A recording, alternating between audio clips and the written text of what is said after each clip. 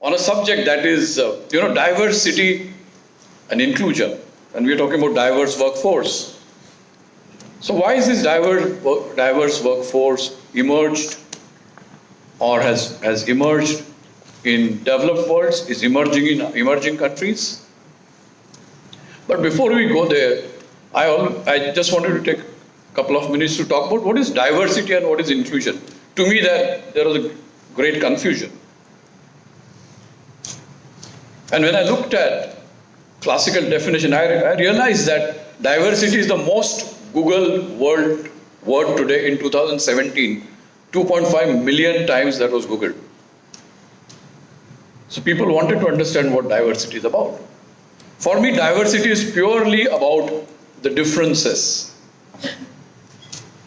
Differences that exist in the world, and therefore the differences that walk into your organizations. So diversity in that sense is measurable, because you may say, I have 10% millennials, I have 20% employees who are female and in a leadership role, so it's measurable. But inclusion is something, inclusion is outcome of your diversity. Or let me put it other way, diversity is precursor to inclusion. Inclusion is something which is about behavior. Inclusion is something about the feeling of oneness that you create in the organization when diversity is part of your organization. And therefore, merely having diverse workforce does not guarantee you inclusion. Because worst, you may have a tremendously diverse workforce in terms of age, gender, ability, ethnicity, race, caste, and what have you, sexual preferences. But purely their presence in the organization does not make your organization an inclusive organization. So why it doesn't make difference? Because when an organization decides a goalpost for themselves, saying that we will have 10% of people with LGBT background, people with whatever background, then you're putting a number around it. And my problem in life is when you put number around it, then it only gets complied. Because somebody's dashboard, it appears. It may be HR person's dashboard, it may be a diversity leader's dashboard. So the moment you comply with that, people think it is the end of the diversity process.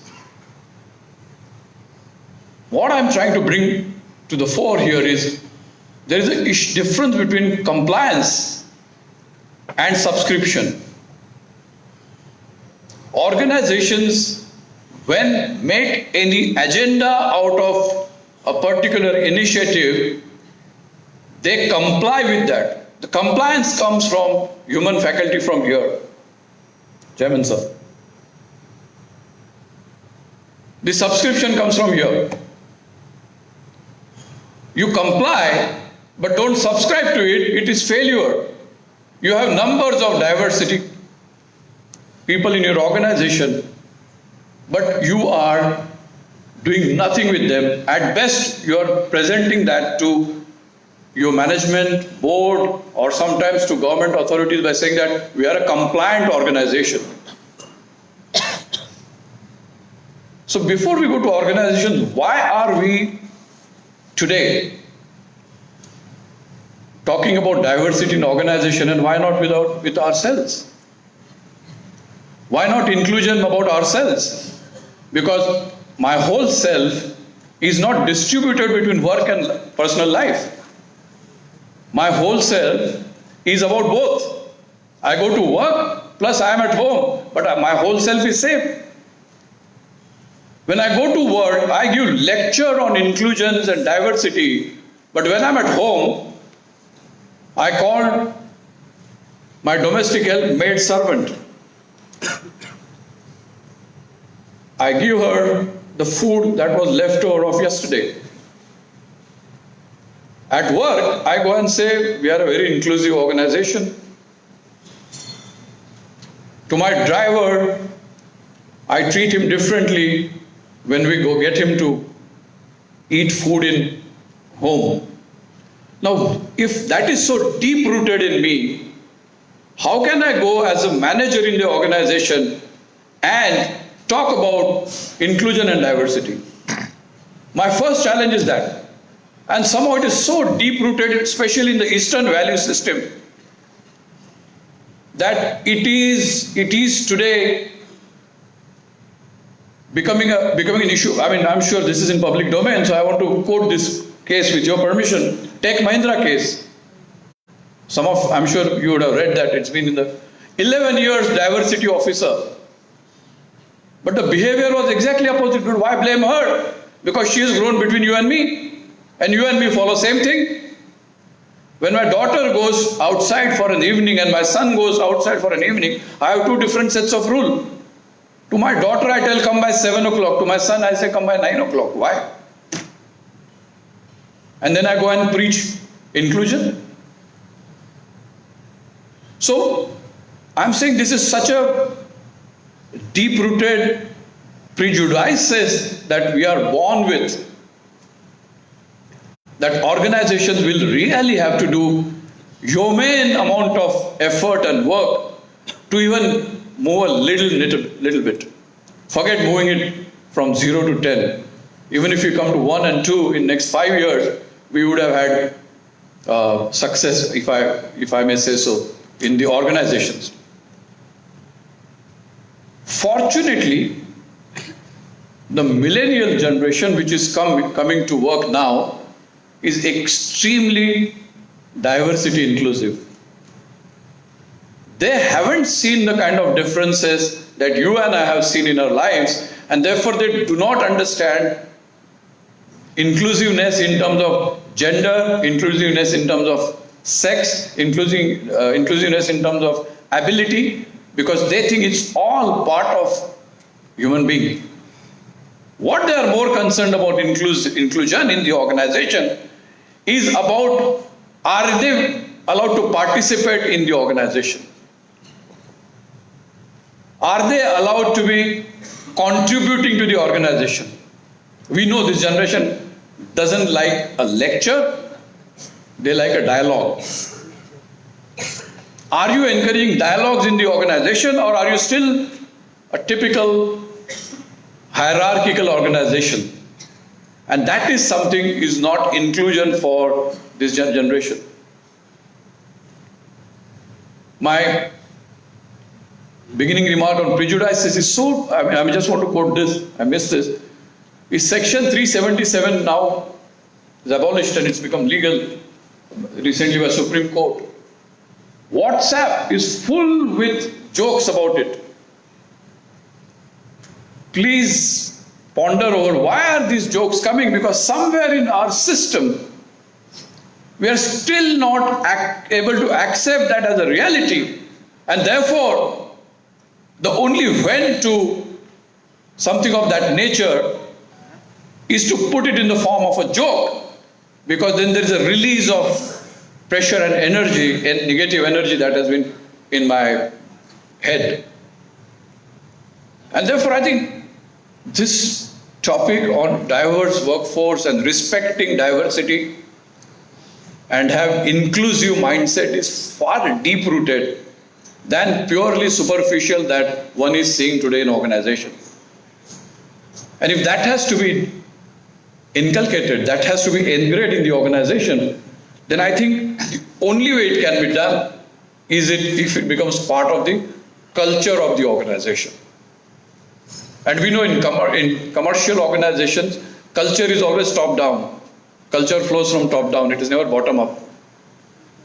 And therefore if the leadership team, the board or whatever you call them, ManCom, is not subscribing to the philosophy of inclusion, don't do it. Because you will make more mess out of that diversity and inclusion than doing any service to the organization in terms of having inclusive work policies or whatever that you may create in the organization. I think most of the time organizations are implementing diversity agenda like a CSR agenda. So you walk into organizations, and I have some clients, I ask them, so how is diversity inclusion progressing? So he said, we have an appointed one diversity officer and our current statistics is so and so. Well, a lot of organizations in India, we still only think male and female is the only diversity. Some of us have started looking at disability. Some of us have started looking at gender, as gender I covered, age. But all I'm saying is that most of the time we have enough women in our workforce. Have you sliced and diced it? How many women in leadership role, even if you are doing that? Piddly. Most of the organizations, will be surprised, do not have a women director on the board. I'm talking about the in-house director. Law has come and therefore you need to have external director, that's been complied. But I'm saying, are you fostering these philosophies and culture in the organization? Is something fundamental that we want to ponder this afternoon about. Also, organizations will only bite this, to me, if they find any commercial sense out of this. And there is huge commercial sense. If your organization is diverse, if you are an inclusive employer, you have a talent which comes from has multiple inputs, and therefore your lateral talent quotient is so high in the organization. It fosters innovations and creativity. In the markets that you have not been present, if you have somebody from that market working for you, because of the language, it opens new doors for you. It also helps you to create an employer brand for which organizations are spending crores of rupees today to go to marketplace and say that we are like this, please come and join us. There is so much benefit in terms of commerce, even in something like this, that organizations will have to look at this, as I said, but make it as philosophy, make it as a culture. And therefore, to enable this to happen, first thing that we'll have to work on is the mindset. If the mindset is not inclusive, and here I'm talking about first the top leadership, if it is not inclusive, this is bound to fail. You have to look at your, at operating level, look at your existing procedures, policies, so on and so forth. Most of the time I hear people saying, I want a good cultural fit for this organization. And in HR we have so much beaten it down the path that most of the time we bring people who are like us. So where is the diversity? Throw away this policy. Look at the world, take a world view. Do not fall prey to the existing practices that are so far fostered. Even today, people talk about, yaar ye job to main karunga, Calcutta mein hai. Means what? Calcutta is not part of you, it's not part of India. यार इस company में सिर्फ south Indian लोग ही काम करते हैं. Why? Some people talk about, oh, we are very old organization, particular religion employees will not work for us. Gone are those days. And I think if organization wants to make a strong value proposition, create an employer brand which talks about inclusiveness and diversity, we will have to forego all of this and look at the world from a non-colored glass and say that this whole world is open to me, this whole world is my playground, and I will have everybody and anybody who is good for me to walk into my organization, irrespective of differences, that so far my own culture, my own philosophy fostered. Now it's a long walk, it's a very hard walk. The pessimist would say it would never happen. But I think if we, people who matter in the organization and even before organization, in our own lives, if we start implementing some of these basic things with our kids, our family members, probably it will reflect in our behavior at workplace, and therefore we should be able to create and foster diversity and inclusion and enhance the diverse workforce for the organization. These are my opening remarks. Thank you.